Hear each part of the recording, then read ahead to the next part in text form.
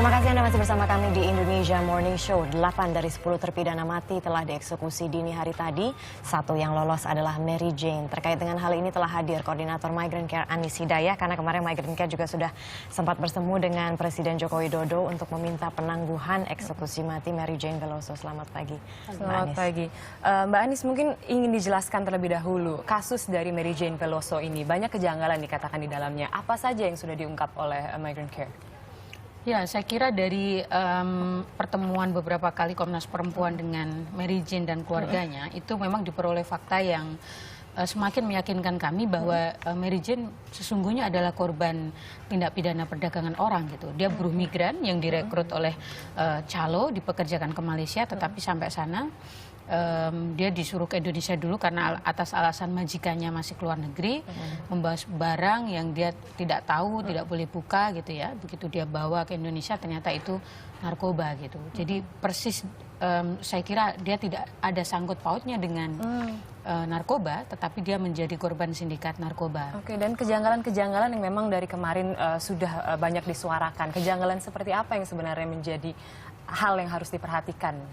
Iya, Mary Jane sendiri kan dari keluarga miskin, tingkat pendidikan terbatas gitu ya, penguasaan bahasa Inggris tidak terlalu baik. Sementara selama proses hukum, penerjemah yang membantu memfasilitasi, memberikan informasi kepada dia lebih banyak bahasa Inggris gitu ya, sehingga pada penguasaan dia adalah bahasa lokal, itu bahasa Tagalog. Saya teringat dengan kasus Wilfrida, TKI kita yang terancam hukuman mati di Malaysia. Selama proses hukum itu banyak menggunakan bahasa Inggris gitu. Sementara dia hanya menguasai bahasa Tetum, bahasa lahir dia di Belu sana gitu. Sehingga itu juga menjadi unsur penting bagaimana proses peradilan itu berlangsung tidak fair gitu, karena tidak dipahami secara baik. Migrant Care juga kemarin telah bertemu dengan Presiden Joko Widodo, kemudian banyak sekali yang bertanya apakah ini merupakan ditundanya eksekusi mati dari Mary Jane ini merupakan hasil diskusi antara Migrant Care dengan Presiden Joko Widodo, dan apa kemarin yang dibahas antara Mbak Anis dengan Pak Presiden Joko Widodo?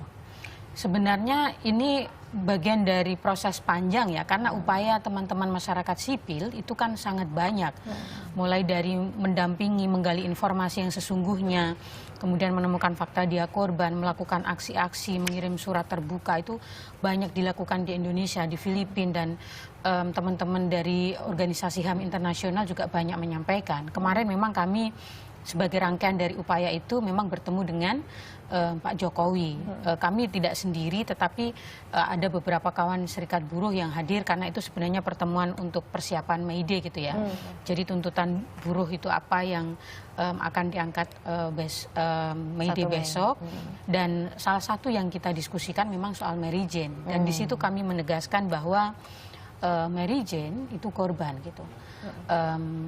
Apalagi dalam pertemuan kemarin kita sudah mulai mengangkat bahwa perekrut dia itu menyerahkan diri ke polisi, sehingga ini bisa menjadi novum baru yang mengatakan dia sesungguhnya adalah korban yang tidak boleh dieksekusi mati, tetapi bagaimana diselamatkan menjadi justice kolaborator gitu ya. Indonesia juga tidak ketinggalan turut membantu korban gempa di Nepal. Pemerintah Indonesia ini mengirimkan bantuan senilai 1 juta dolar Amerika atau setara dengan 13 miliar rupiah.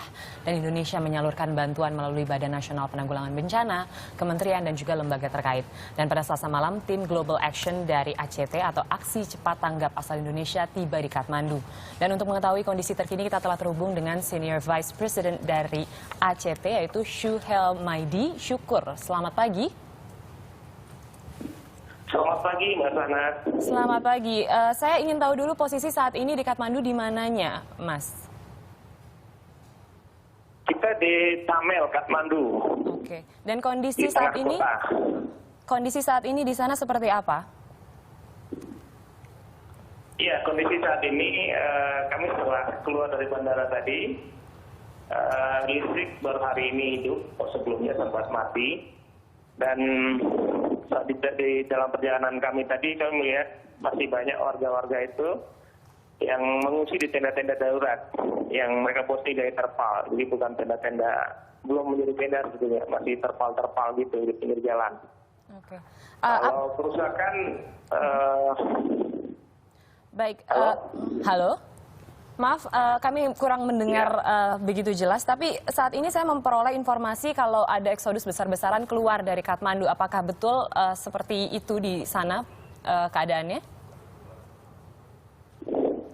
Iya, Bandara Kathmandu sangat padat sekali karena ini pembukaan pertama.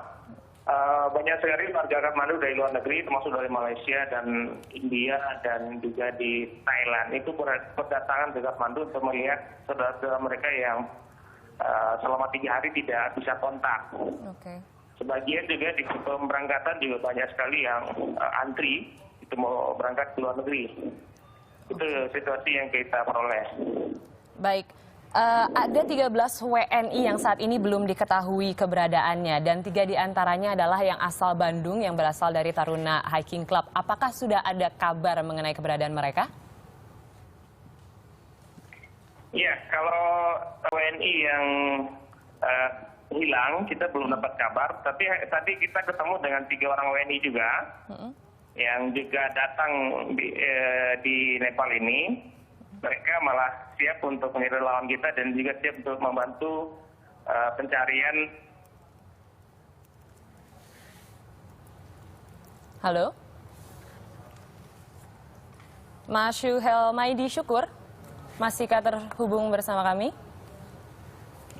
Baiklah, sepertinya memang hubungan telepon kami dengan Syuhel Maidi Syukur, yaitu Senior Vice President dari ACT, terputus. Tetapi bisa kita pastikan bahwa kondisi di sana memang ACT sudah tiba dan memang akan langsung membantu. Dan tadi dikatakan sudah bertemu juga dengan 3 warga negara Indonesia yang masih belum diketahui siapa sebenarnya, tapi juga turut membantu warga-warga di Nepal. Dan memang saat ini situasi Kathmandu katanya ditinggalkan oleh jutaan orang di situ. Ada penduduknya sekitar 1 juta dan banyak yang ingin keluar dari Kathmandu, bahkan membeli tiket dengan apapun caranya karena memang banyak sekali gempa-gempa susulan yang masih terjadi di Kathmandu. Ya, betul sekali. Selain ada eksodus juga, ternyata juga menurut data yang saya dapatkan di sini ada juga WNI yang memutuskan untuk tetap menetap di Nepal. Kalau misalnya menurut data ini ada 54 warga negara Indonesia di sana. Dan berikutnya